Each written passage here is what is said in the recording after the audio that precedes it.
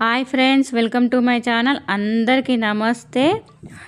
ఈరోజు ఏదో కొత్తగా కనిపించింది అనమాట. ఒక మొక్క చూస్తే చాలా అందంగా కనిపించింది. ఈ మొక్క ఎంత గ్రీన్ కలర్ లాగా బటర్ఫ్లై లాగా ఎగురుతుంది.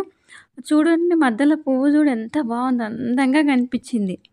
అసలు ఈ అందమైన మొక్క ఏంటి అని వెతకడం మొదలుపెట్టిన అనమాట. అసలు ఈ పేరేంటిది, ఈ మొక్కను ఏమంటారు అని తెలుసుకోవాలని అనుకున్నాను అనమాట.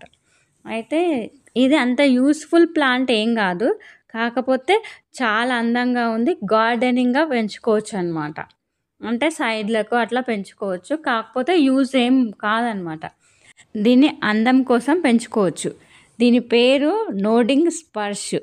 ఈ మొక్క గురించి తెలుసుకోబోయే ముందు please subscribe, like and share my channel.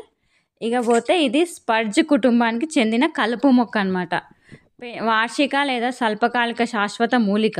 ఇది తూర్పు మరియు మధ్య యునైటెడ్ స్టేట్, ఆగ్నేయ కెనడా, మధ్య అమెరికా, కరేబియన్, కొలంబియా మరియు వెనుజులాకు చెందిందనమాట. న్యూట్రాన్స్ అనే ప్రత్యేక పేరు అంటే వాలిపోవడం అనే అర్థం మరియు తల వంచడం కాండాలను సూచిస్తుంది.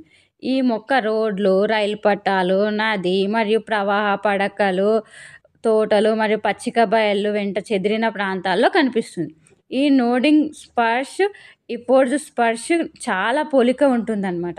కానీ ఆకులు సాధారణంగా పెద్దవిగా ఉంటాయి మరియు చిన్న ఆకులు మెత్తగా వెంట్రుకలతో ఉంటాయి. వయసు పెరిగే కొద్దీ వెంట్రుకలు పోతాయి. ఇక నోడింగ్ స్పర్ష్ పూర్తి ఎండ మరియు బాగా నీరు పోయే నేలను ఇష్టపడుతుంది, కానీ వివిధ నేల పరిస్థితులకు అనుగుణంగా ఉంటుంది. ఇది కరువు మరియు తేమను తట్టుకుంటుంది. అయితే తడి నేల పరిస్థితులు తరచుగా వేళ్ళు కుళ్ళిపోవడానికి కారణమవుతాయి. దీనిని కాండం కోత ద్వారా ప్రచారం చేయవచ్చు మరియు ఇది వెంటనే తిరిగి విత్తనం వేయవచ్చు. కాండం గులాబీ, ఎరుపు రంగులో గుండ్రంగా చిన్నగా ఉన్నప్పుడు వెంట్రుకలతో ఉంటుంది. కాండం యొక్క దిగువ భాగం నిఠారుగా ఉంటుంది, కానీ కొమ్మల చివరన వాలిపోతుంది. ఆకులు ఆకుపచ్చగా ఉంటాయి. పైభాగంలో మధ్యలో ఎర్రటి మచ్చ ఉంటుంది మరియు దిగువ భాగంలో లేత ఆకుపచ్చ ఉంటుంది. అవి ఓవర్ నుండి దీర్ఘచతురస్రాకారంలో ఉంటాయి. రంపము లేదా మొత్తం అంచులతో ఉంటాయి మరియు యువ ఆకుల ఉపరితలం చక్కగా వంకర్లు ఉండే వెంట్రుకలను కలిగి ఉంటుంది. అన్ని యుపోర్బియాల మాదిరిగానే నోడింగ్ స్పర్ష్ కాండము మరియు ఆకుల నుండి పాల రసాన్ని స్రవిస్తుంది. ఇది విషపూరితమైనది కావచ్చు. పువ్వులు, కొమ్మల చివరిలో కప్పు ఆకారంలో ఆకుపచ్చ, గులాబీ మరియు తెలుపు పువ్వులు చిన్న సమూహాలు. ఈ పండు ఒక చిన్న 3 బోల్డ్ క్యాప్సూల్స్ ప్రతి లోబులో ఒక విత్తనాన్ని కలిగి ఉంటుంది. ఈ మొక్క స్థానిక తోటలు లేదా పచ్చిక బయళ్ళు మరియు పచ్చిక బయళ్ళలో బాగా కనిపిస్తుంది. ప్రాథమిక పరిశోధన ప్రకారం నోడింగ్ స్పర్ష్ సాధారణంగా స్పర్ష్ను ఒక సున్నితమైన జాబితా చేసే ఒక కలుపు మందుల ద్వారా బాగా నియంత్రించబడుతుంది. అయితే గులాబీ, ఎరుపు కాండాలు, వాలుగా ఉన్న ఆకు బేస్ కలిగి ఉంటుంది. ఇకపోతే నోడింగ్ స్పర్ష్ను తీవ్రమైన కీటకాలు లేదా వ్యాధి సమస్యలు ఉండవు. అధికంగా నీరు పోయడం వల్ల వేరు కుళ్ళిపోతుంది అనమాట. కొంతమందికి యుపోర్బియాస్ అనేది విషపూరితమైన జిగట యొక్క రసం తాకడం వల్ల చర్మంపై దద్దులు వస్తాయి. ఈ మొక్కను నిర్వహించేటప్పుడు రక్షణ తొడుగులు ధరించాలి. ఈ మొక్కను చిన్నపిల్లలు మరియు పెంపుడు జంతువులు దూరంగా ఉండాలి.